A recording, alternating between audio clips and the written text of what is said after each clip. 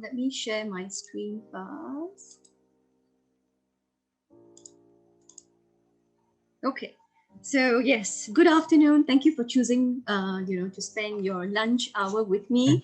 A special shout out to some friends who I know are part of the meeting today as well. So so today I'm going to be talking to you about sharing my experiences and some expertise about digital play for serious learning. Thank you, Jonta, and your team for inviting me today to give this talk.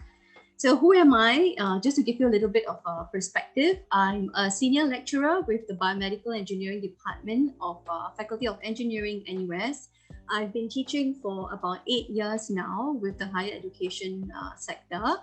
And you can reach me officially at lieber@nus.edu.sg or informally at missbina@gmail.com.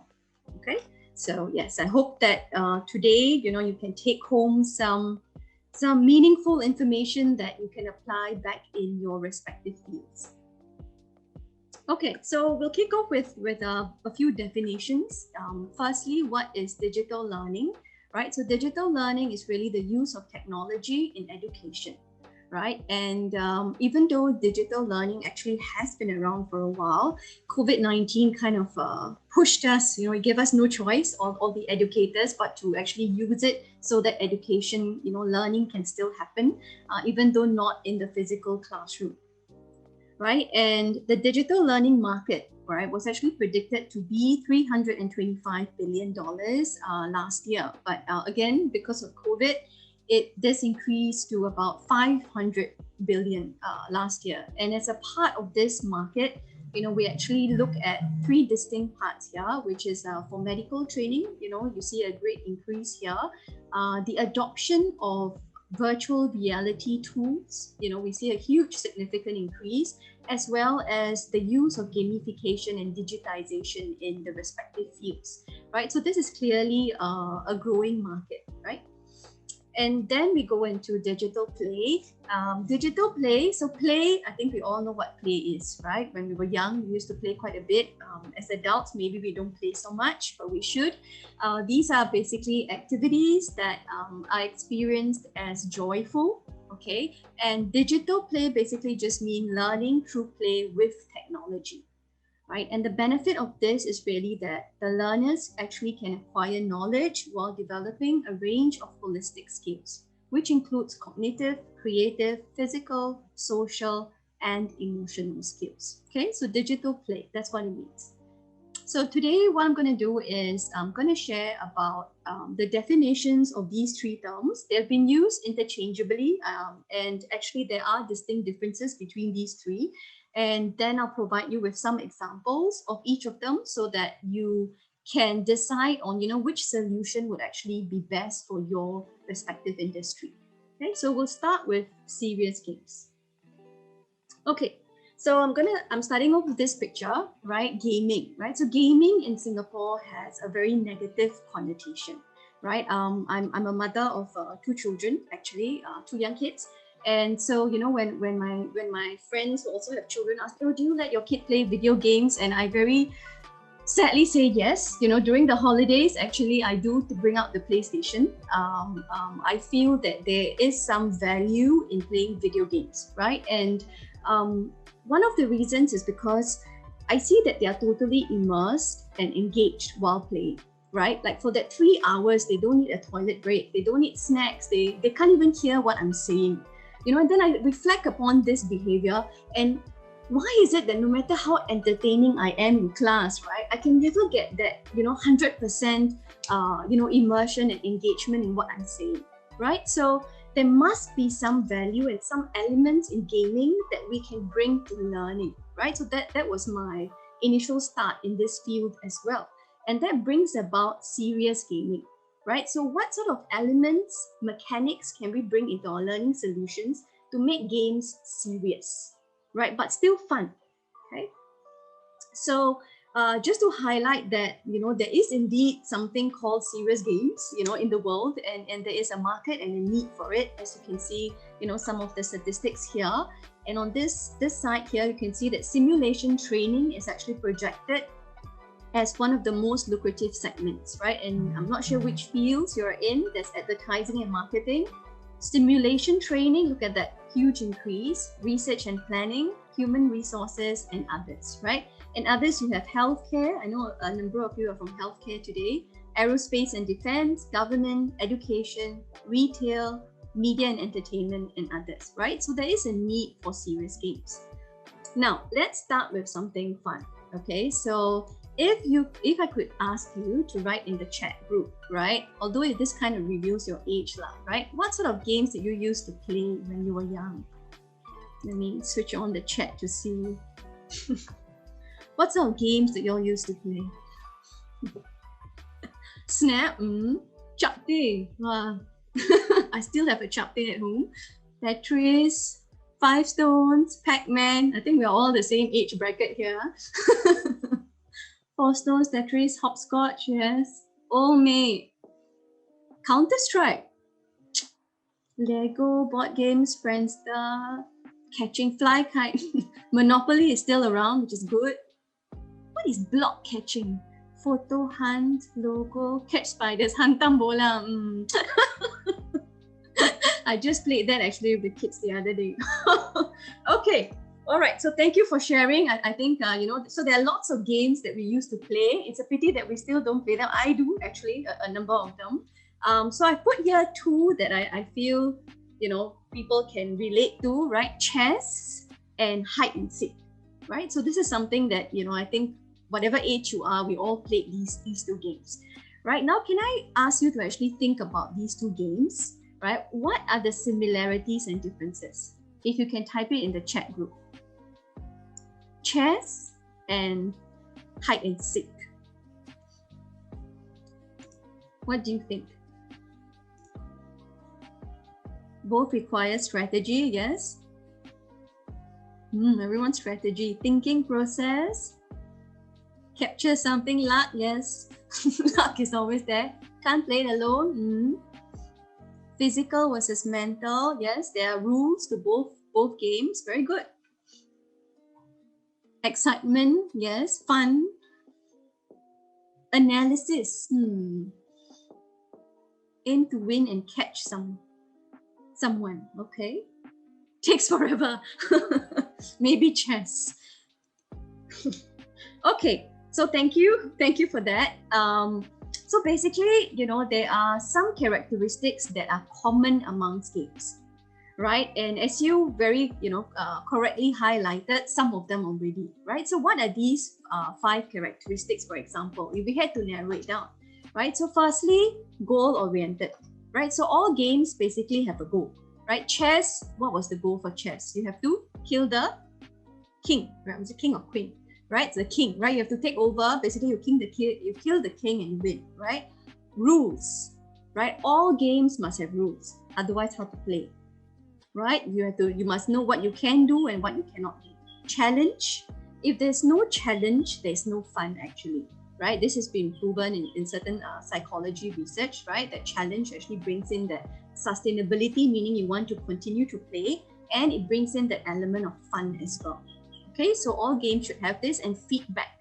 So especially people of this generation, right? They love feedback, immediate feedback, and continuous feedback throughout, right? So I've put in an official, definition of game here by someone called Karl Kapp. Now, if you're interested in bringing gamification to your industry, you should read his books. Okay, Karl Kapp is like the guru of gamification, and he has some online courses as well. Right, LinkedIn Learning has, and I think he has some free YouTube videos. So he has defined game as abstract challenge, defined rules, interactivity, and feedback that results in a quantifiable outcome, often eliciting an emotional reaction. Okay, so you can remember that. Okay? So that was games. What if we put in the serious in front of the games? Right, so if you look at this simple structure here, right, this diagram. Digital games created primarily for enjoyment is entertainment, right? Entertainment games is a huge industry, right? But those are not serious games. So serious games are not created for enjoyment, even though there's the element of challenge and fun, right? It's not for enjoyment, which means that then your instructional design changes, Okay, so if we look at the definition of serious game, these things are blocking. Okay, serious games are digital games and simulation tools that are created for non-entertainment use, with the primary purpose to improve skills and performance through training and instruction. Now, this is another guru of serious games, Dirk Iffenteller, if I pronounce his name right. He also wrote many books about game analytics and assessment, so you can look him up. Okay, you can Google him for inspiration. Right now, elements of a serious game design consists of some of these things, right? A theme or a plot, right? It has to be engaging. Analogical learning, meaning that whatever you learn needs to be extrapolated for use in real life. Okay, so that's why it's a serious game. And one of the key features is the complex game dynamics. I won't go into this, but it's because of the mechanics, it brings out a certain behavior that then results in this complex game dynamics. Okay, game personas or avatars, basically who are you in this game, right? So what is your role in this game? Instant rewards as a kind of motivation, and levels of challenges, right? Because we all love challenges, but challenges is also tricky, right? You don't want it to be too challenging such that it discourages your learners, right? And you don't want it to be too easy as just forget it, you don't want to play anymore, right? The novelty dies. So it has to be that right amount of challenge. Okay, so that's the key features of serious games. So if we look at a game versus a serious game, what we have is here, right? So the characteristics of a game, and then serious game basically has that implicit objective, right? Of some sort of skill improvement, knowledge acquisition, you get more experience, you train, retrain yourself, and rehab, right? Physical improvement or recovery. So a serious game requires an instructional design approach with a specific learning objective, right? This is if you are going to be designing a game, okay? Okay, so this is an example of a serious game, okay? It's called Civilization Beyond Earth. I'm gonna share my computer sound so you can watch the trailer.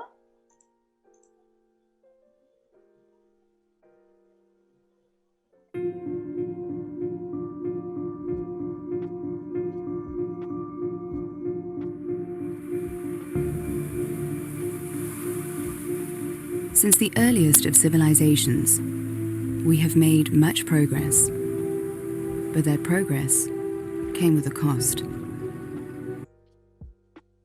Sorry.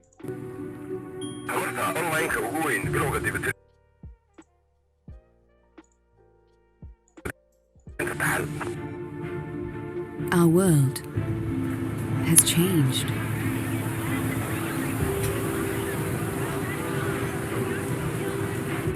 Systems checked, ready to prime. And despite our advances in both science and technology,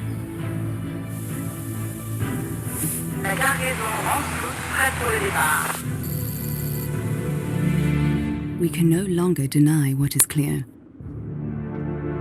Our time on Earth is ending.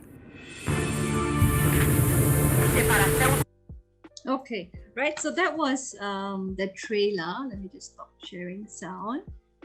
Okay, so that was the trailer, and trailers are always very exciting, right? It engages you and wants you to quickly buy the game and play it. But this is a very good example of a serious game.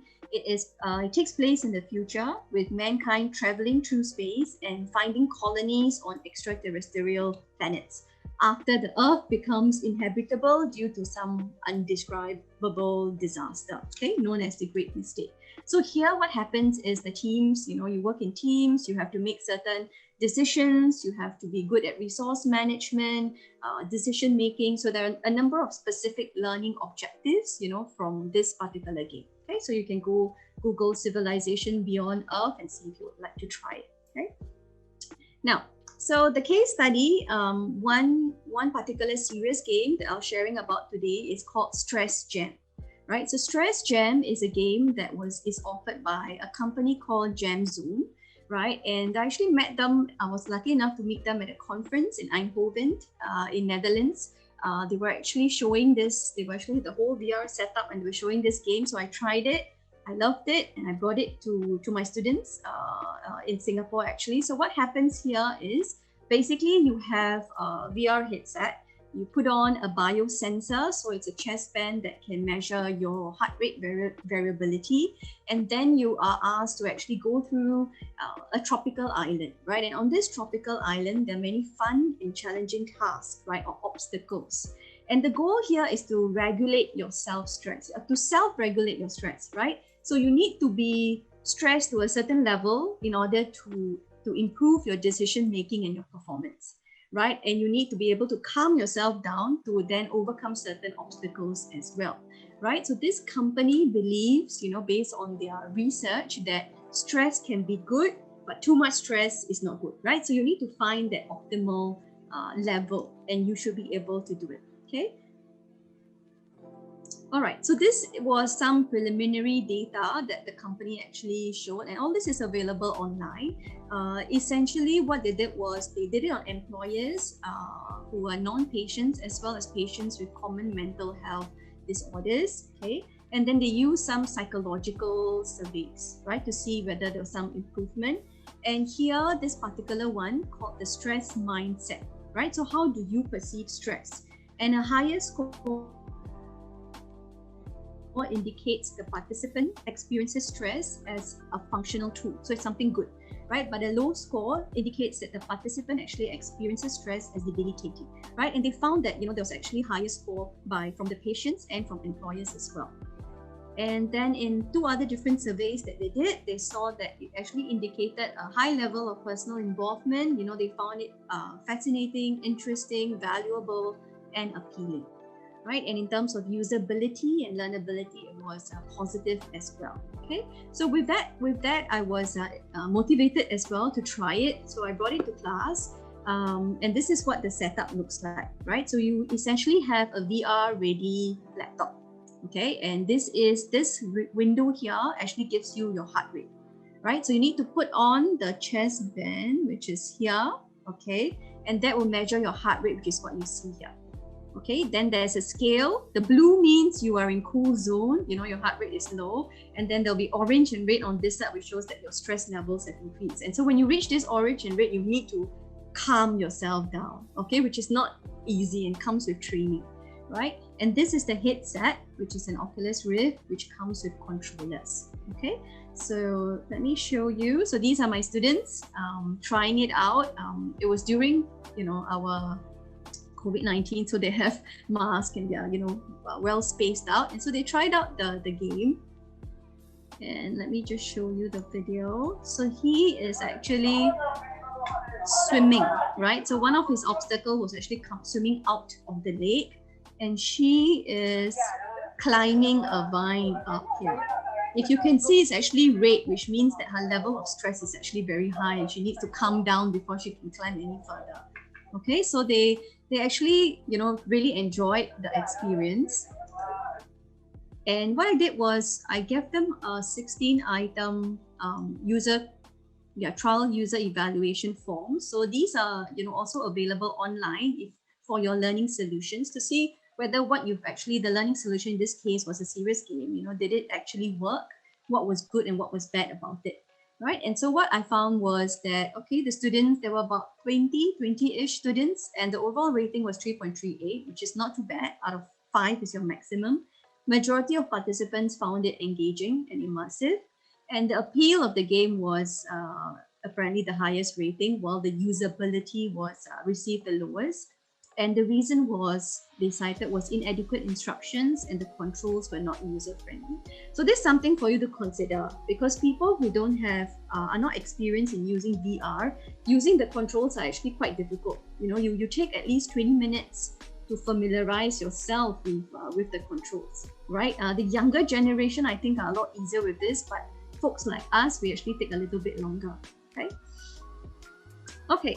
So that is the definition of serious games, and that was an example of one that I use. And actually, I'm doing a pilot study with the SCDF folks right now. We want to use Stress Gem to see if it will be beneficial in putting it as part of the training program for the cadet officers, for them to regulate their stress so that they can perform optimally in emergency situations. Right. So that's one application as well.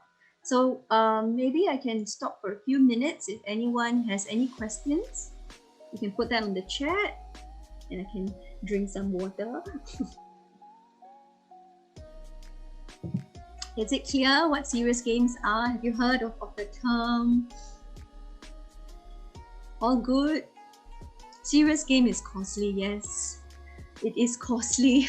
But so budget-wise, as I go along, I'm describing serious games, gamification, and simulations, right? In terms of budget, you will see that the next section on gamification, that's cheaper, and then simulations are the most expensive, and then I guess followed by serious games. So, which is why choosing the right solution is important, because most of the time you actually don't need such a elaborate game, right? So it's something to consider. How much is the cost of the set? Which set, sorry? Are you referring to like the headset, or are you referring to the subscription to the game?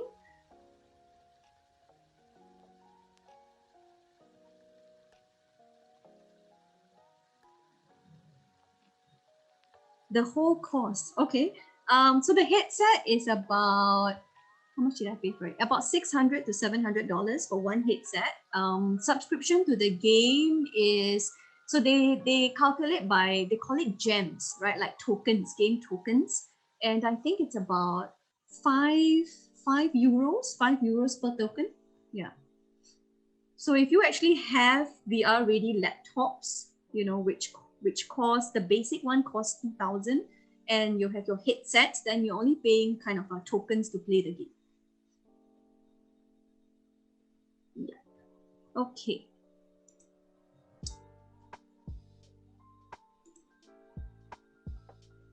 Okay, I think I have someone wants, let me see, could you flash the 16 questionnaire slide before this? Sure, there you go. You can take a snapshot, or you can email me and I can send you this information as well.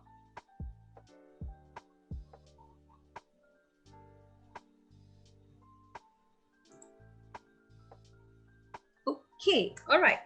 So moving on to the second type of digital game, which is gamification, right? So gamification is actually not a game, right? It borrows the concepts of game mechanics to motivate people to actually continue specific behavior, right? So for example, I want you to post more photos on Facebook, right? I want to encourage my sales force to work harder. I want to kind of encourage people to book hotel using certain mobile apps, right? So these are where gamification actually comes in useful, right? So it's the application of game design elements and mechanics in non-game scenarios.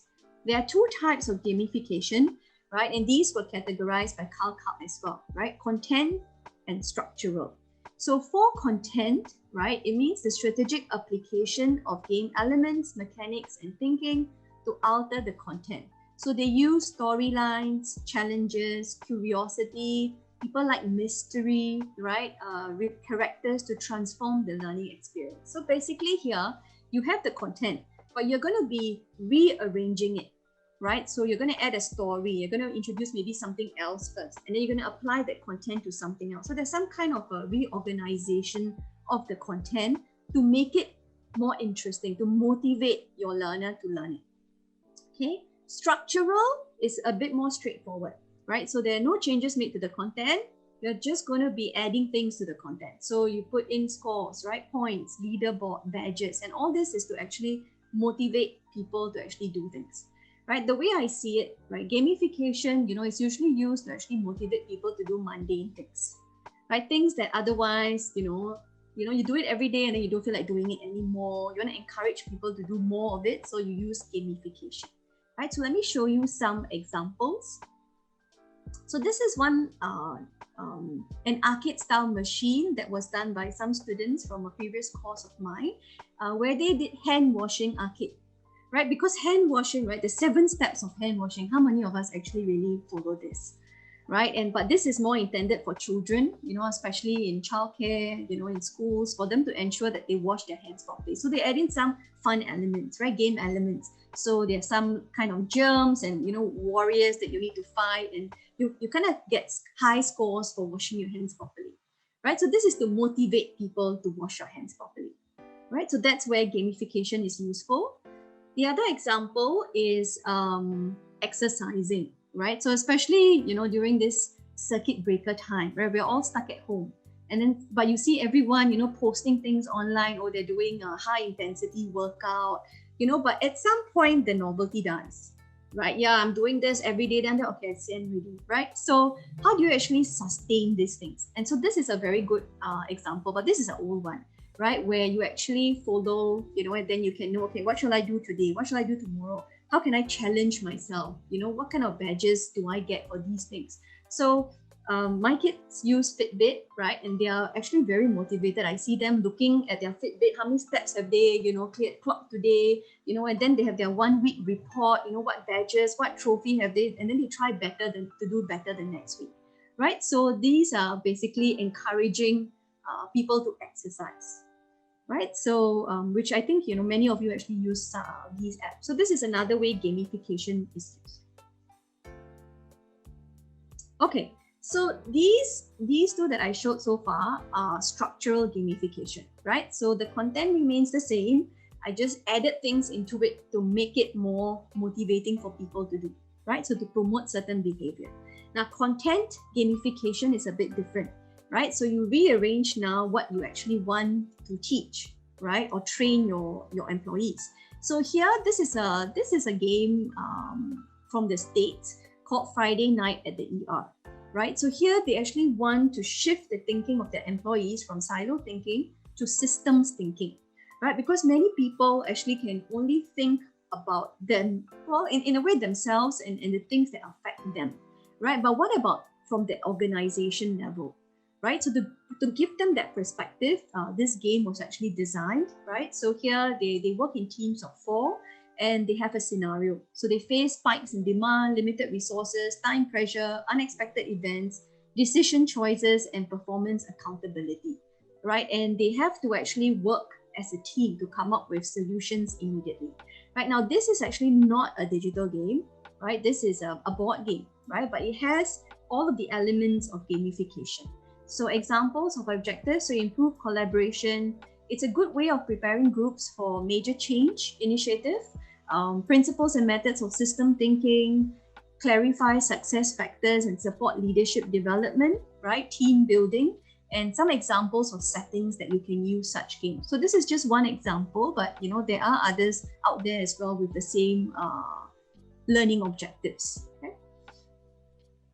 Yeah, so basically, when you have training solutions, right, usually, 1 hour, 2 hours is the actual game, right? And so you can see they're in teams of 4 and they're playing the board games, and then there must be a debrief, right? The debrief is just as important as the game itself, right? In fact, for my learning solutions in class, I have a right? I actually have a briefing before the game as well to tell the students exactly, what are the learning objectives, what can they expect, how to use, the specific controls, and what can they use in the particular game. I find that it takes away that fear and anxiety in a way, and then they are ready, and then they debrief because they love feedback.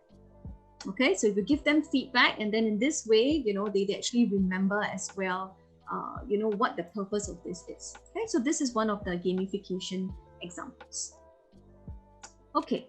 So the case study that I want to share from a personal experience is this company Kodomo. So I speak to Tat Yong and Aditya. Aditya is the CEO and founder of Kodomo, which is a startup. I'm not sure how many years they've been around, but they've come up with very good gamification solutions, right? And the first one is this. Let me share the video again. Let me share sound.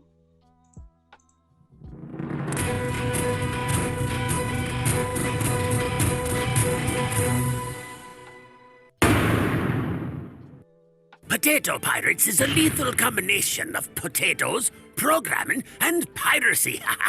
Ooh, I like piracy. Rolled into an epic card game perfect for classrooms, family time, and game night with friends.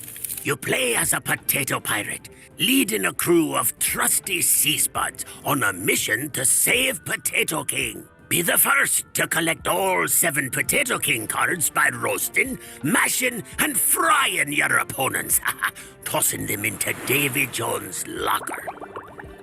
Master the art of potato war to eliminate all enemies and rain terror on the high seas.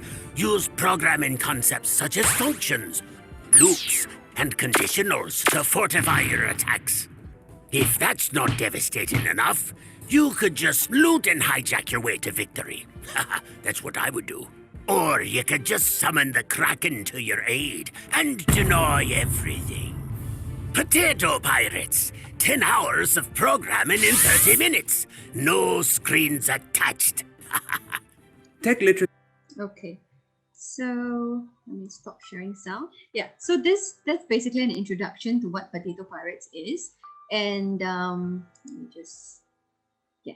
So it's a coding card game. I actually bought one, and I find it very useful to introduce coding concepts. And even though, you know, it's intended for, I think, 8+ years old, I think it's a very good way to introducing coding to someone who has entirely no knowledge of it, right? So this is a nice way, and this is non-digital. You know, it's actually a board game that everyone can play, right? So, and it's very well distributed as well. It's something that you can consider for your employees or your team.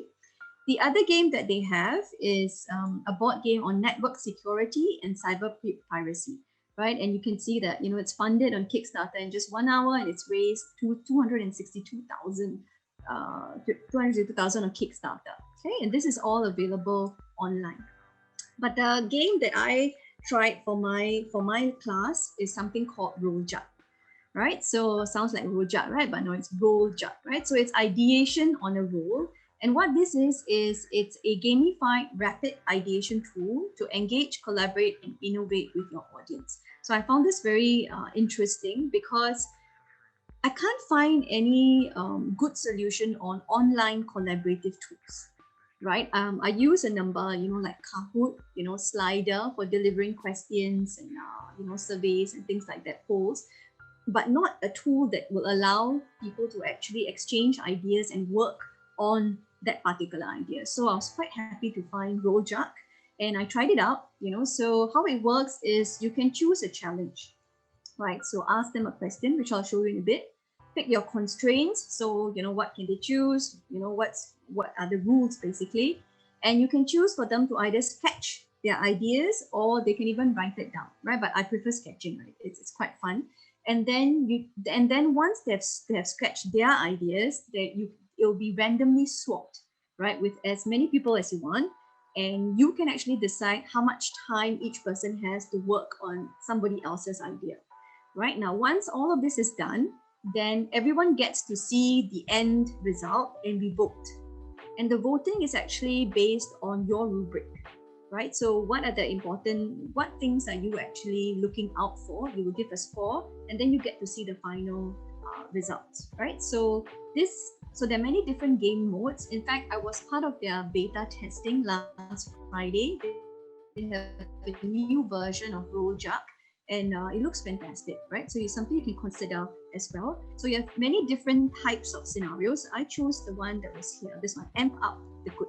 Okay, so you have all these options, and you know how many participants, you know, will you need to host, then your sketch duration. So I originally gave my students only 90 seconds, I think, and then they said it was not enough, so I increased that to 120. I think that was, I think 2 minutes to 3 minutes was the best. I had 2 to 3 swaps per game, and then this is the rubrics for evaluation, right? So example, creativity, confidence, impact, but there are many other options as well. And so then we chose the metric slider, and you can see, okay, you know, which ones are the best. Okay. So this is what the screen would look like. So this was the question that I gave my students, right? I teach a healthcare course. So how might we reimagine access to healthcare for elderly? And then all they need to do is to go to this website and type in this room code, and then we can start playing. Okay, so I'll show you snippets of how the game was. Let me shift this here. Okay. So the students will join in basically. You can see that they can draw themselves, which they thoroughly enjoyed. Right, so I'll just wait. Basically, I have 20 This is your students, turn. Come. so they join in, and then 50 I at least. start the question. So I give them the question, the challenge, and then the time is, over here for everyone to see. Oh no, 30 seconds. I forgot to change to 2 minutes. Okay, so they start sketching. So kind of like a countdown for everyone to do together. And then there's someone else's idea, right? So this is the swapping, right? So now they're actually adding on to the idea. And let's see. Gonna force, yeah. So then it's time to vote once they've swapped enough. So now they use the sliders to rate the ideas on their screen. And finally, Look at the result. get ready. We're gonna see the results. And so this was the third place. There's a score. Third place. So By what I do is I then vegetable ask that student, so John, can you explain what your idea means? And yeah. Okay. Then we have second place. Oops, sorry. Yeah, we had second place, and that's it. Right? So the students obviously had a lot of fun doing it. And the nice thing was, the fact that you can sketch and work on someone else's work, simultaneously, which is great. Right? So this is, so these are some examples of the final, end point. So they have all this kind of, they give a title to, the challenge statement, and then they work on each other's ideas. So this is what we get at the end. And then the scores as well. Right, so the good thing about this is that, I used it as part of introducing a concept in my class, design. I was teaching a design thinking class for healthcare. But what this can be used for as well is icebreakers for workshops and training, also something to end your class with as well, right? So if you're interested, please go to the Kodomo website. They just finished their beta testing, so you can email them to let them know that you're interested to try this out. And it's actually really easy to set up. Okay, so that's gamification. Okay, so we've come to the end of gamification. Did you have any questions? Maybe we can take a few minutes here to breathe and to think about gamification. Instructor can't see the process. Instructor can see. So I actually have it on my laptop, as it's just not shared on the screen over Zoom.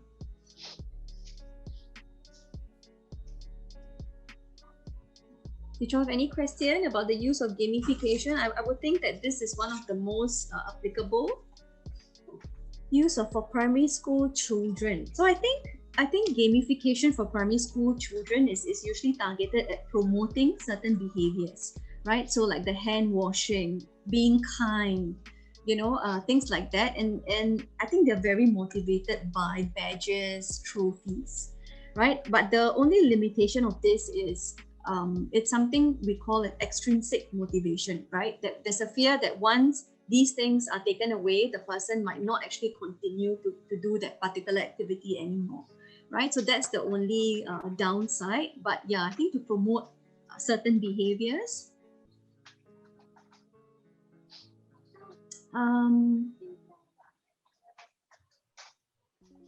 Let me see. You're welcome. I have on multiple characters slide you mentioned. Could you elaborate on how that works? Multiple characters slide. Which one was that? Multiple characters. Which is my multiple character slide? Sorry.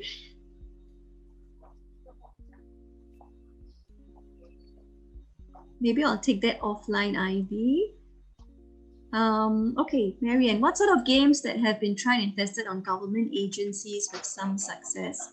I see. So, okay, so the games that are used, I don't have the names of the games right now, but the games that have been tried and tested on government agencies are usually the ones that actually help in team building, as well as decision making that are meant for leadership, especially for training leadership.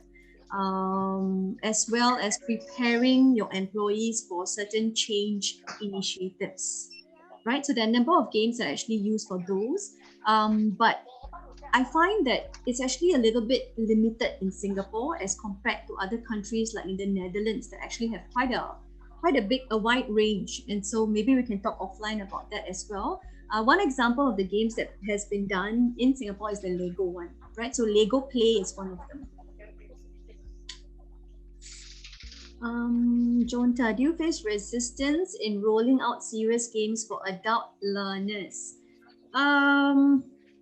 So it depends on the complexity of the serious games, right? So I think you need to understand who your learners are. You know, what is the age group of your adult learners, right? If we have older adults, then older adults, maybe they might not be at first, right? They might not take into the whole if you decide to use VR headsets, for example, right? But if you actually train them on how to use it, so that's why you need sufficient time for training on how to use the VR headset and controllers, then I think that will be fine. There is a misunderstanding that senior citizens, for example, the elderly folks actually are not they don't like video games, right? But statistics actually show that they love playing video games, right? And they have actually incorporated these in many senior citizen homes, again, in many countries overseas, and they are trying to bring that into Singapore as well, right? In the senior citizen centers. Yeah. The other thing about resistance is, I think if it's a desktop version or something that you can play on your mobile phone, I think you have less resistance. But I think in general, most people like to play, right? Because playing doesn't feel like you're doing work. Yeah. Next question. I hope that I'm answering your questions properly. Sorry. For serious games like Stress Jam, the headset can be any brand. Okay. So, for Stress Jam, you need to contact the developer, right? Because certain games requires different types of headsets. So for the Stress Jam one, Oculus Rift worked, as well as I think the HP has a certain model that actually works, right? But the Samsung actually doesn't work for Stress Jam. So you will need to link up with the developer to ask them which one is actually compatible. Yeah. And similarly for the laptop, the VR ready laptop as well, you need to check that as well. Let's see. Kia Go, any suggestion of games for technical training in research institutes? Okay, so this one is because it's actually very specific content, right? The games that I'm aware of are more. I know that NUS is actually developing some technical training games, but this is in the field that I'm familiar with, right? So, for example, pharmacy, medical training. The nurses actually have a number of games as well. In terms of research institutes for conducting, if you're using, say, bioanalytical methods, they are coming up right now. In fact, I just received a grant and I'm actually creating one for COVID-19 diagnostics. So, but these are they're not commercially available yet and seem to be more owned by principal investigators. They seem to be at that stage at the moment, right? But there's this brand this company called Labster that does virtual lab simulations. And they teach you the different experimental methodologies and techniques. So you can look them up, yeah? Anthony, what about games for digital learning due to COVID-19 where classroom training is not allowed? So basically the Kodomo, right? So the Rojak was one that I used for digital learning. I also used the basic, Kahoot, Slido. I used Miroboard. There's actually quite a number of games and online tools for collaboration, some collaboration out there as well, that are free or relatively cheap. Yeah. Thank you for all that questions. I hope I answered it. If not, just reach out to me maybe offline. Yeah. Okay, I think, let me see the time. Okay, I think I should continue. All right, so that was gamification. Okay, just think of it. So I'll just spend the last few minutes on the last type of digital play, which is simulations, right? Now, simulations are high fidelity environments, rigorously defined, very close to real life, and designed for skills transfer to the real world. Okay, so because there's that real world experience, so I can't remember, but one participant asked about the cost, right? So simulations actually cost quite a bit, right? I think the budget was about, can be 50,000, 50,000 for a proper simulation, right? So 50 to 100,000, depending on how long and how many specific learning objectives, right? So this one comes with, you need well-defined rules, processes, and structures. And it's experiential learning, meaning you can imagine if you're training a doctor on a certain surgical skill, he will need to do exactly that same thing in real life. So this is like the real deal, right? Everything needs to be where it is in the normal, for example, emergency room. Okay, you use real life outcome-based matrices. There are, again, levels of difficulty and complexity, just nice that it is motivational and it ensures sustainability. So people continue to play and want to retrain. Now, this can be digital or face-to-face. I think folks in healthcare, you know that you actually do a lot of role play and face-to-face simulations in the hospitals already. And now there is increased effort in making these digital solutions as well. Okay, so examples of simulations, right? Can you all think? I actually showed you all one picture already, but simulations, can be used, particularly useful for modeling high-risk job situations, right? So the airline industry, right, is one of them, and they've been using flight simulators for years, right? Because clearly, crashing, an actual plane is not a good thing, right? Virtual plane is fine. Right, and the good thing about this is I find that the pilots get to retrain themselves, right? Probably once, twice, or a few times a year, and they troubleshoot. So if there was any accident somewhere else in the world, right, this scenario is immediately put into that training, in that virtual training. So you're actually updated as well. So this is a very good, one of the benefits of using simulations for training, right? And the other one is military. First responders in industries like energy, construction, shipping, they've all begun, exploring simulations to kind of better train their personnel, right? And the model actually, this model physical dangers and train leadership and decision making.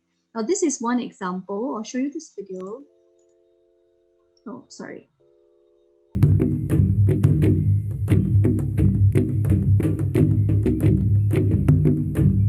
Not sure about the tribal music, but yes, I'll stop this here. Right, so that's one example of simulations as well. So why are simulations actually valuable for training, right? So I'm not sure if you're familiar with this, but educators would be, right? So the Bloom's taxonomy is one of the oldest learning frameworks, right? And the good thing about simulations is it actually targets, because it's about doing, it targets the higher levels of the Bloom's taxonomy, right? So the critical thinking, decision making, so they fall under the apply, analyze, evaluate, and create, right? So not just the understand and remember. And the other thing is simulations actually build sense memory, right? Now, sense memory is that feeling that you have done something before and you are conditioned to do it again. So just like a tennis player, right? You practice like thousands of times, right, yourself, until the action is so natural that your muscles actually remember it, and a great serve can be executed without you actually having to think about it, right? So that's what you want, right? To train, retrain, such that it becomes natural when you're actually doing it in the real life. So sense memory is good for decision making and practice until good decision making becomes a natural part of your thought process, right? So that's the value in using simulations. Now, the other thing is it bridges that learn to do gap by providing the four following items, right? So basically, again, the do, that learn and do gap is really from here to here, right? So context, it provides a context. So these are things you can think about, right? When you are actually incorporating simulations in your respective fields. How does this behavior impact my role and the roles I interact with? Application, when and where do I use this behavior on the job? practice, try the behavior in a low-risk environment to gain confidence and perspective. An example, what does it look like when I do it wrong? What does it look like, when I do it right? Right? So the benefit of simulation is you can actually look at things if things are done wrongly with no, adverse effects or repercussions. Okay, so it's like a safe environment for you to actually learn things. And there's plenty of evidence that have shown that self-efficacy, which is basically your perception or your confidence level of doing certain things. Declarative knowledge is facts, right? Factual knowledge. Procedural, basically, your skill set, so how you actually do something, the sequence of steps. And retention results all suggest that the training outcomes are superior for trainees taught with simulation as compared to non-simulation groups, right? And this actually has been known since like 2012. So there's definitely value in using simulations for training and learning. And this I like this picture. It comes from this group ABCDE Sim. So they developed this flight simulator for medical and health professionals, right? So just like how the pilots have their virtual cockpits to practice on, now, healthcare professionals have their emergency rooms, their operating theaters, for them to practice as well. And it's high fidelity, right? So basically every item that would be there in the real environment and at that right position must be that accurate. Okay. And this is one example. I think there's some of you from SingHealth here. This one is an example of a simulation done by the blood transfusion game, right, by some folks from SingHealth. Let me share sound. There you go.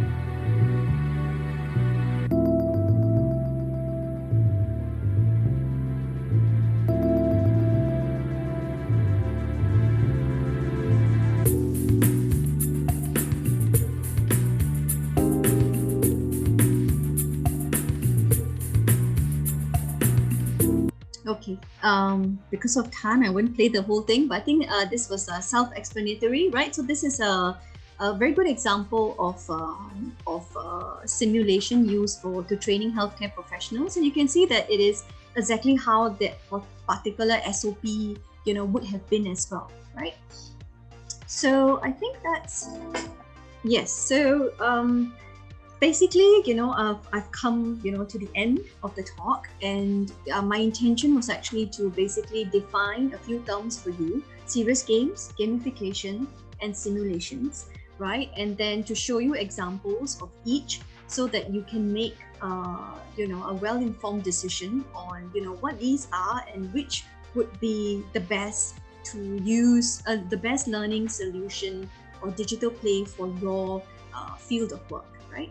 So and we all know that no one learning solution fits every learning need, right? So if you actually recognize, if you think about it now, about the differences among each of the three, right? Then you can actually see which one would work for you. So before, I end, can I request for you to actually type into the chat group, which one you think would be the most applicable for your field, and maybe the topic or what field this is. That will be, I think, quite useful for everyone.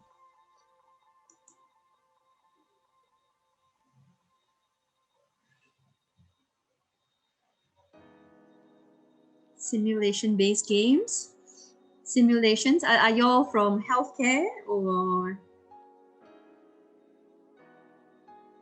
Yes. Military, yes.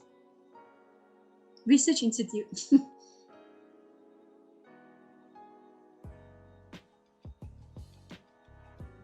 Any other folks?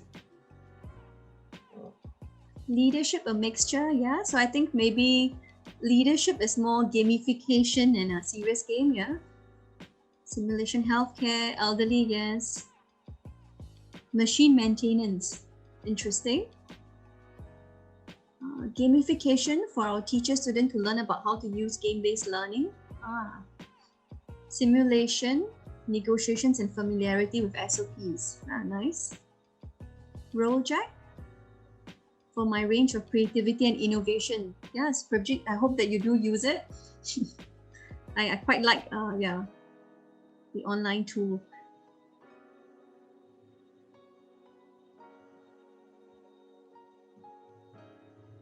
Thank you. Okay, so thank you for that. I think someone requested for me to show my email address again. This is my final slide though. On a quote from Anthony T. Benedette. He wrote a book called Playful Intelligence. And I resonated a lot with it, and I hope that maybe one day you can pick up this book as well. It tells us about how, as we become adults, we forget to play, and we should actually try to be a bit more playful in our daily lives. Okay, so this is my last message to you. Let me just escape and show you my contact details again. Maybe I'll just scroll up. Yes, so this is my email address, official and personal. So please feel free to email me if you have any, if you want to reach out for any questions at all.